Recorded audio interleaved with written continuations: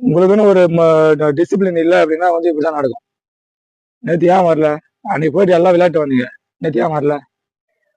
ஒன்று 100 தோப்பு வரணும் கரெக்டாக வந்து நீங்களாம் கவுண்ட் பண்ணி கரெக்டாக சவுண்டோட 100 தோப்பு வரணும் போட்டு ஜாயின் பண்ணலாம். எல்லாம் அப்படியே வீட்டுக்கு போயிடலாம். 3 நாள் உங்களுக்கு வந்து டிசிப்ளின் வந்து இல்லை அப்படின்னா நீங்க வந்து வேஸ்ட்னு அர்த்தம். நம்ம வந்து கத்துக்கிறதே வேஸ்ட்.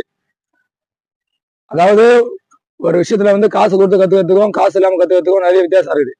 அது இப்படிதான் புரியுதா? என்னை வந்து காசு வந்து இதை வந்து ஃபீஸ் கொடுத்து கத்துக்கிற மாதிரி ஆகிடாதீங்க. புரியுதா? ஒரு விஷயத்த வந்து ஃப்ரீயா வந்து சொல்லி தரோம். உங்களுக்காக தான் வந்து நம்ம வந்து மெனக்கெட்டு ஒன்று பண்றோம்.